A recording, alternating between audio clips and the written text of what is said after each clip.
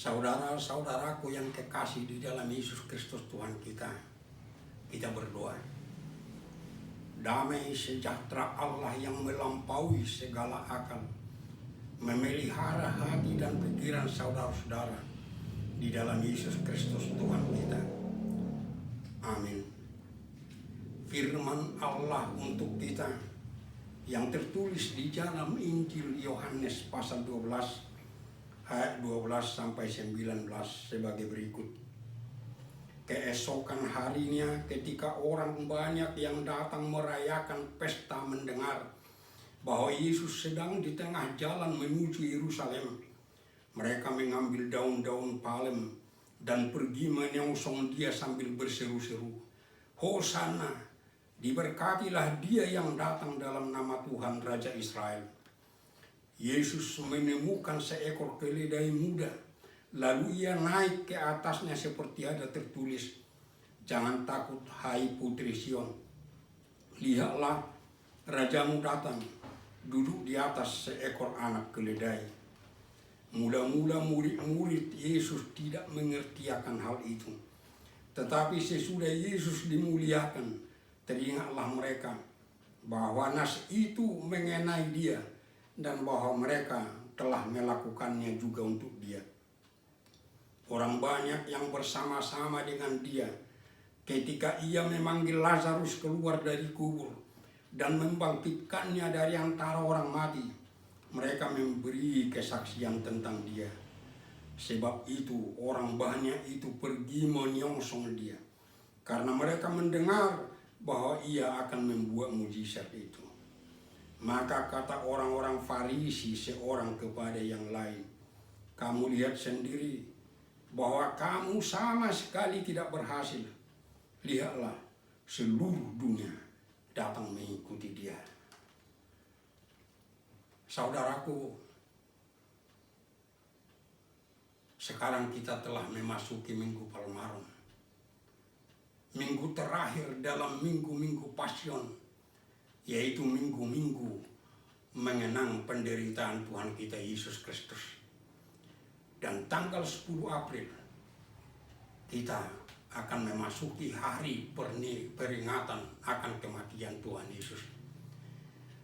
Setelah kita mengenang penderitaan Tuhan Yesus, dan pada saat kita mau mengingat kematian Tuhan kita Yesus Kristus, Tuhan memanggil kita supaya kita mau menerima dan menyambut Tuhan Yesus dengan segenap hati kita dalam pengenalan yang benar. Saudaraku, waktu Yesus terakhir kalinya memasuki kota Yerusalem, sangat banyak orang menyongsong dia, menyambut dia karena dua hal. Pertama, karena saat itu mereka akan merayakan perayaan Paskah, perayaan yang terbesar dalam kehidupan mereka, merayakan pembebasan mereka dari perbudakan Mesir. Yang kedua, telah tersiar berita akan pekerjaan-pekerjaan ajaib yang dilakukannya, khususnya dibangkitkannya Lazarus dari antara orang mati. Sehingga orang banyak itu berkerumun menyambut dia dengan kemegahan, dengan kemeriahan. Ada di antara mereka yang mengambil daun palem, mengeluh-elukan Tuhan Yesus seperti yang biasa mereka lakukan, mengeluh-elukan raja dan pahlawan perang. Dan di dalam Matius 21 disebut banyak orang yang menghamparkan pakaiannya ke jalan yang akan dilalui Yesus sebagai ganti karpet merah. Dan mereka berseru-seru, "Hosana," artinya selamatkan kami. "Diberkatilah yang datang dalam nama Tuhan Raja Israel." Saudaraku, Tuhan Yesus tidak menolak sambutan itu. Namun dia merespons sambutan itu dengan cara yang di luar perhitungan mereka. Tuhan Yesus mengambil seekor keledai muda. Dia menunggang seekor keledai muda. Saudaraku, keledai itu tidak pernah menjadi simbol kemegahan. Keledai itu tidak pernah menjadi simbol keperkasaan. Keledai itu tidak pernah menjadi simbol kekuasaan. Tetapi keledai itu simbol penyerahan diri, simbol kesederhanaan, simbol kerendahan hati. Orang banyak itu semua bingung. Bahkan murid-murid Tuhan Yesus tidak mengerti mengapa begitu respons Tuhan Yesus. Namun disebutkan dalam firman ini, sesudah Yesus dimuliakan, murid-murid mengerti. Apa yang dimaksud sesudah Yesus dimuliakan?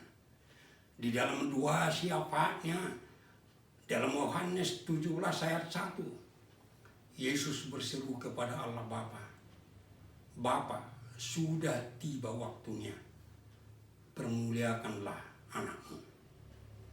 Oleh sebab itu Yesus yang dimuliakan, Yesus yang dipermuliakan, artinya dia sudah siap untuk memasuki kota Yerusalem, untuk menyerahkan diri menjadi korban pendamaian dan korban pengampunan. Dia akan mati di kayu salib, namun dia akan bangkit pada hari yang ketiga. Dia akan naik ke surga. Itulah pemuliaan Yesus Kristus oleh Allah Bapa. Murid-murid jadi mengerti bahwa Tuhan Yesus itu bukanlah Mesias yang akan memaklumkan dirinya sebagai Raja Israel dengan mengusir penjajah Romawi, dengan membangun Israel Raya. Bukan itu keselamatan yang dilakukan Yesus. Dia bukan sebagai Raja Israel duniawi. Tuhan Yesus mau mengatakan kepada semua orang bahwa dia adalah Mesias. Mesias yang akan mengorbankan diri menjadi korban pendamaian dan korban pengampunan dosa. Dia rela menderita sebagai ganti manusia yang menderita karena dosa. Dia rela mati sebagai ganti manusia yang harus mati karena dosa. Allah Bapa menimpakan seluruh dosa umat manusia kepada Tuhan Yesus.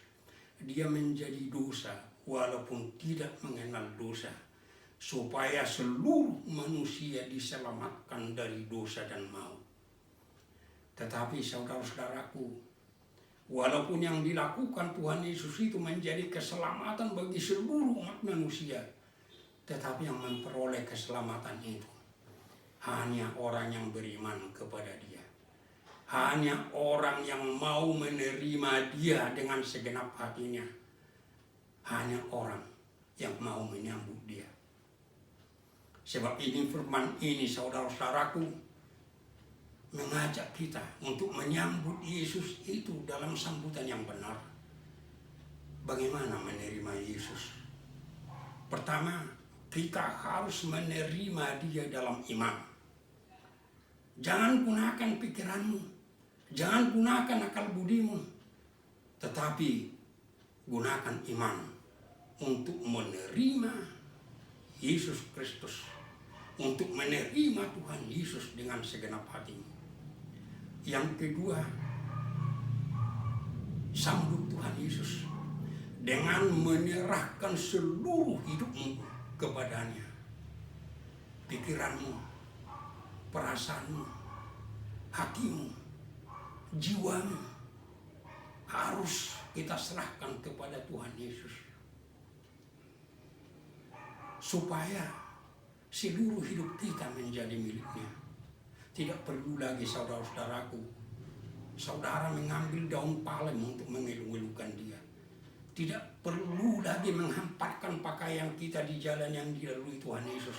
Ganti itu dengan pikiranmu, dengan perasaanmu, dengan hatimu dan jiwamu, supaya Yesus hidup di dalamnya, sehingga Tuhan Yesus hidup di dalam diri kita masing-masing, dan kita hidup di dalam Tuhan Yesus Kristus.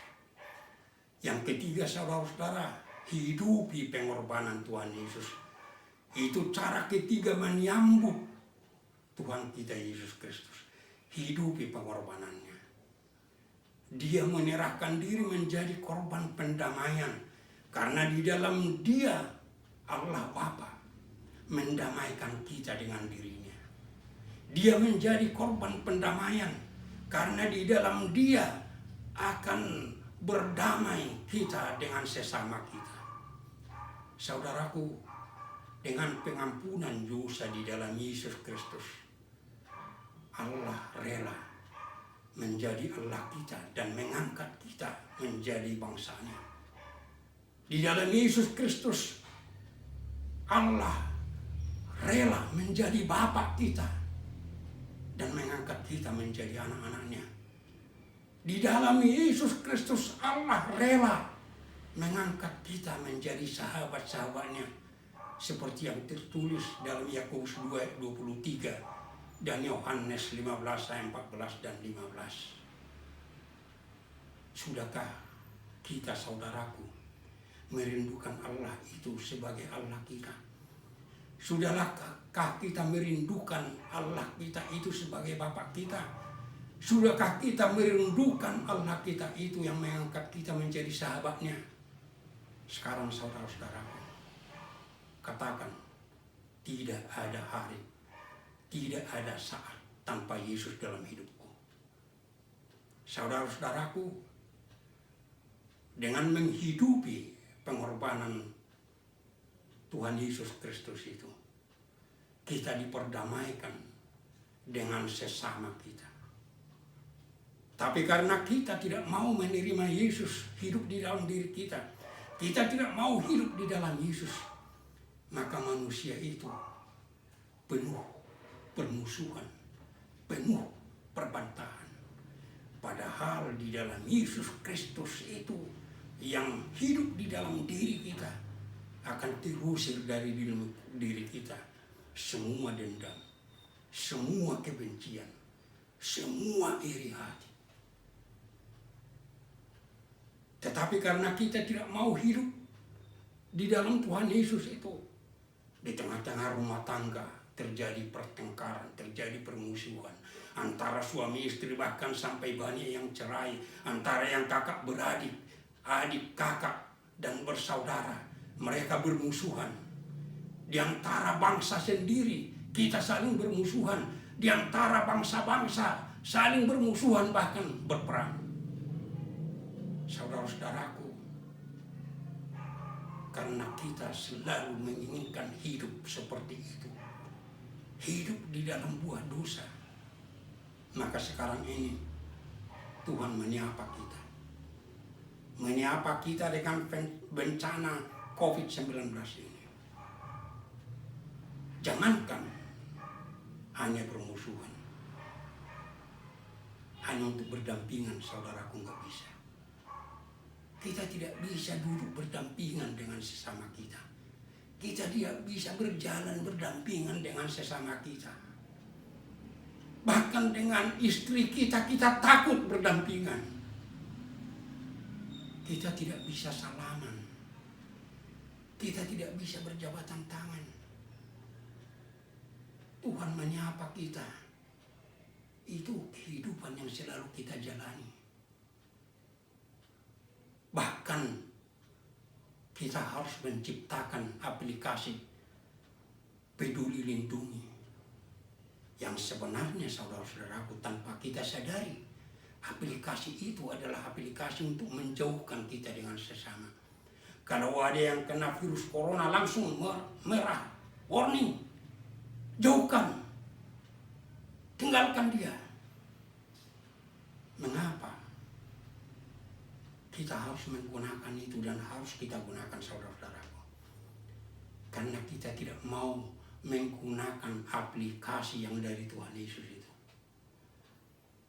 Karena bila kita mau menerima Yesus hidup di dalam diri kita, dan kita mau hidup di dalam Yesus, maka aplikasi yang dari Tuhan Yesus itu akan langsung tertanam dalam hati kita. Namanya aplikasi kasih. Kalau ada kita melihat teman kita aplikasi kasih itu terus berseru.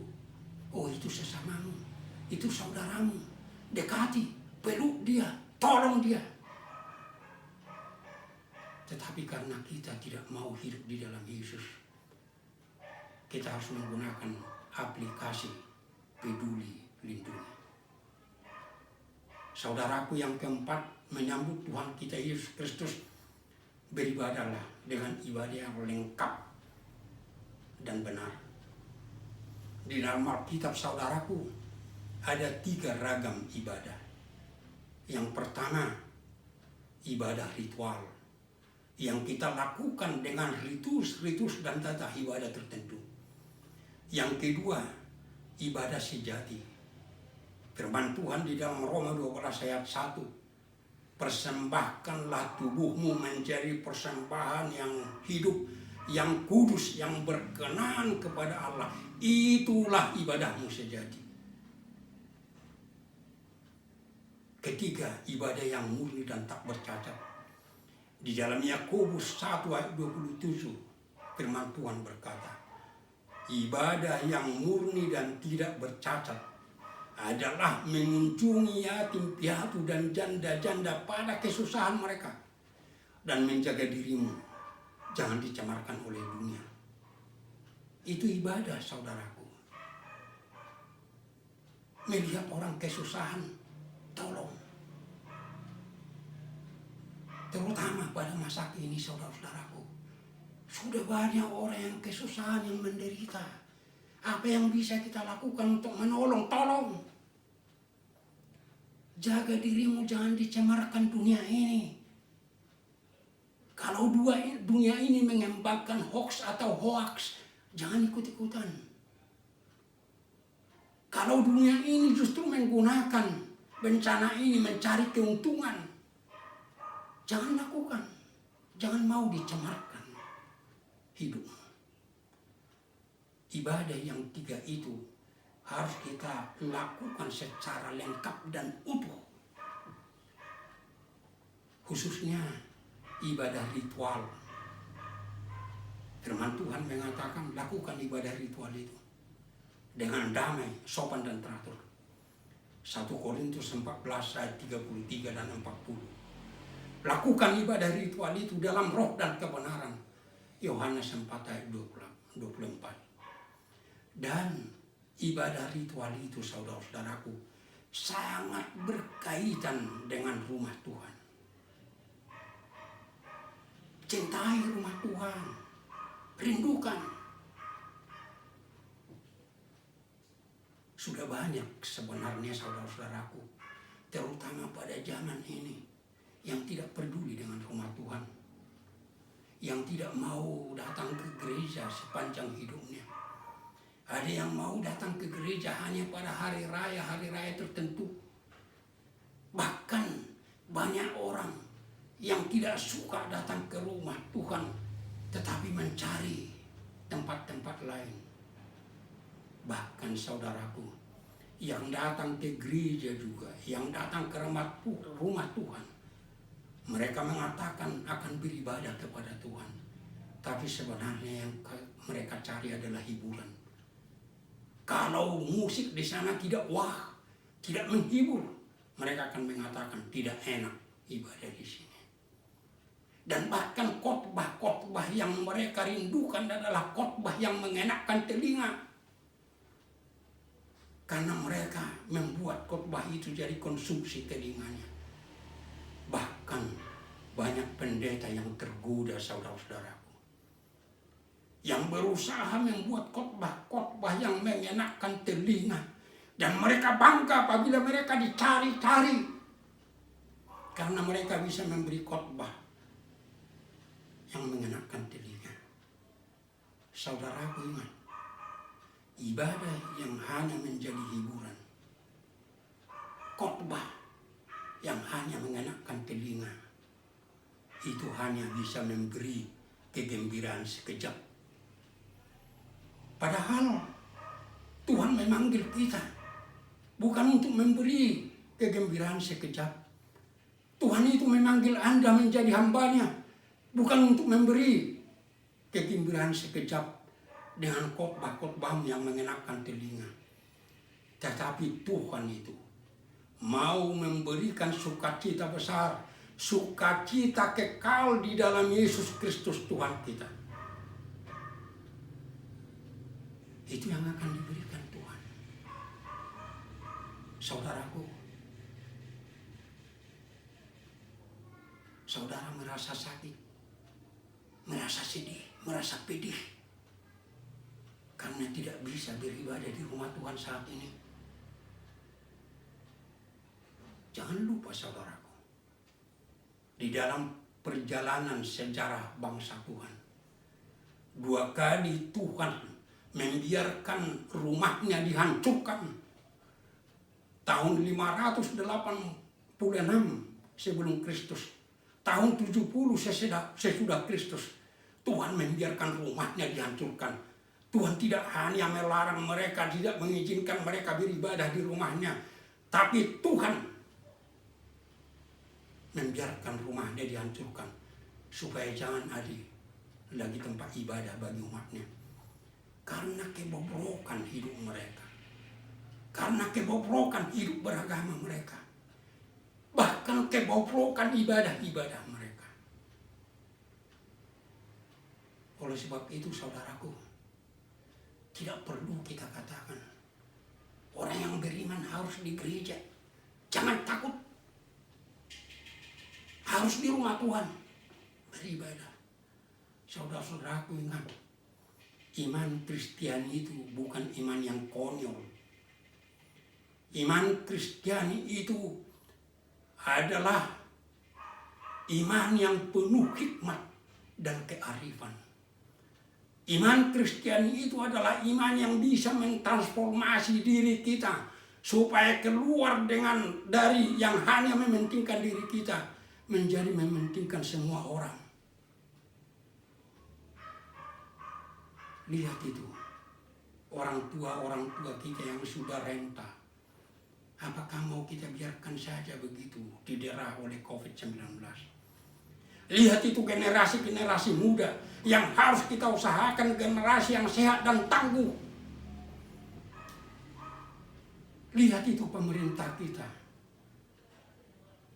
khususnya Presiden kita Joko Widodo, yang sudah berusaha dengan segala daya upayanya untuk membebaskan kita dari COVID-19 ini.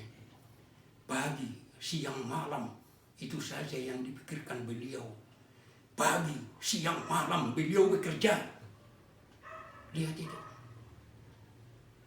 Lihat itu saudara-saudara kita tenaga medis yang sudah menyabung nyawa untuk melayani korban-korban COVID-19. Bahkan ada di antara tenaga medis yang mengorbankan nyawanya, meninggal. Lihat itu saudara. Lihat itu relawan-relawan yang dengan segenap hatinya mengorbankan diri untuk melayani bangsa ini. Tidak perlu lagi saudara-saudara mengatakan harus di gereja. Tapi gunakan ini sebagai sapaan dari Tuhan. Untuk merubah hidup kita. Untuk merubah pemahaman kita akan rumah Tuhan. Untuk merubah ibadah kita dalam ibadah yang lengkap dan utuh. Dan saudaraku,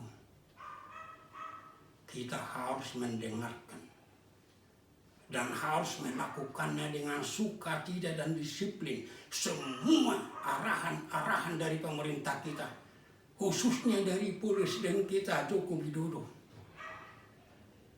Bekerja dari rumah, belajar dari rumah, beribadah di rumah. Lakukan dengan sukacita dan dengan disiplin. Social distancing, bahkan sampai physical distancing. Rajin cuci tangan. Semua arahan-arahan itu per detail harus kita lakukan. Tetapi di atas semuanya itu saudara-saudaraku, berdoalah.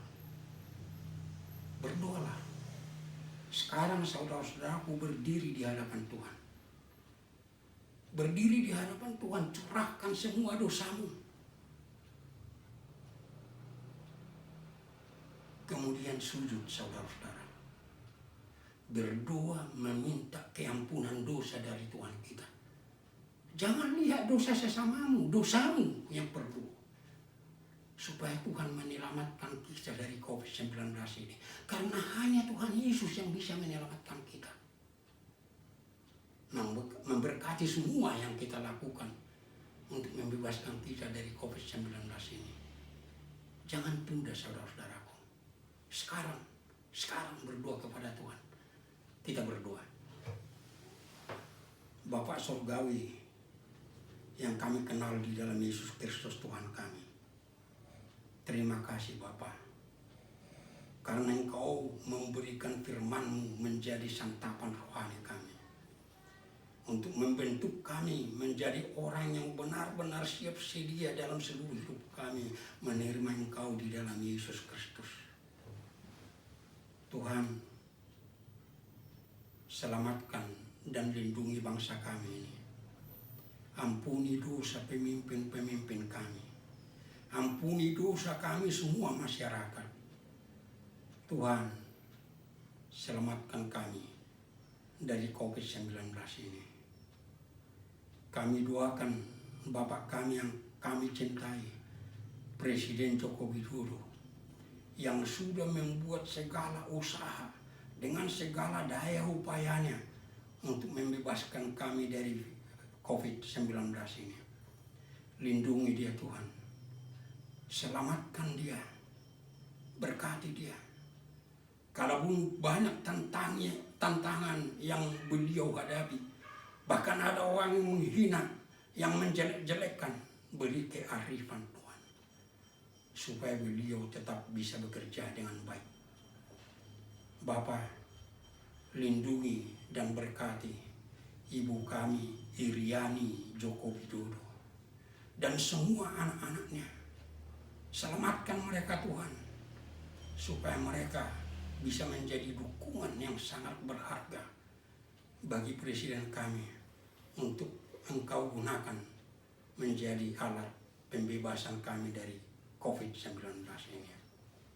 Bapa, lindungi dan selamatkan semua tenaga medis, dokter dan para medis yang sudah bertaruh nyawa untuk melayani kami, untuk melayani bangsa ini, khususnya melayani korban COVID-19.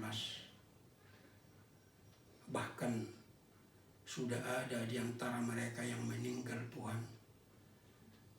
Kami mohon Tuhan, lindungi, pelihara keluarganya, lindungi, pelihara dan berkati anak-anaknya.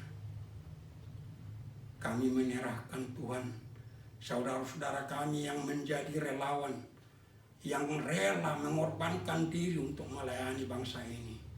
Selamatkan mereka Tuhan, lindungi mereka, berkati mereka. Kami mohon Bapa, supaya Bapa menyelamatkan semua gereja-Mu di dunia ini.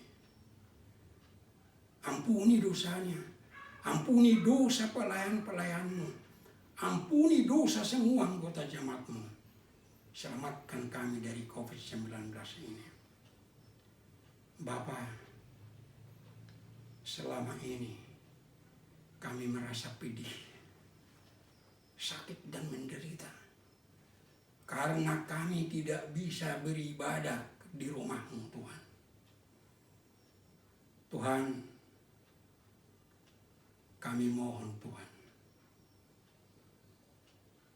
supaya Engkau bertindak di dalam kasih-Mu, supaya kami bisa beribadah di rumah-Mu, terutama pada tanggal 10 April, supaya kami beribadah di rumah-Mu, ibadah memperingati kematian Yesus Kristus, supaya kami beribadah di rumah-Mu, ibadah perjamuan kudus, khususnya gereja-Mu HKBP, supaya kami bisa di rumah-Mu melakukan ibadah dalam kebaktian teduh, supaya semua gerejamu Tuhan bisa beribadah di gerejamu pada Paskah ini. Saya tahu Tuhan, ini adalah permintaan yang mustahil dari segi manusia. Dan bahkan mungkin banyak orang yang mentertawakan hambamu ini karena permohonan ini. Namun hambamu ini percaya Tuhan. Percaya Tuhan. Bila Tuhan benar-benar menghentikan virus corona ini, COVID-19 ini. Dan itu benar-benar di dalam kuasa-Mu Tuhan. Dan bertindaklah di dalam kasih-Mu, supaya kami beribadah di rumah-Mu. Namun hamba-Mu ini tetap berkata, jadilah kehendak-Mu Tuhan. Dan ajar kami untuk hidup di dalam kehendak-Mu. Supaya jangan ada di antara kami yang mementingkan dan memaksakan kehendak-Nya. Kehendak-Mu lah yang jadi Tuhan, bukan kehendak kami.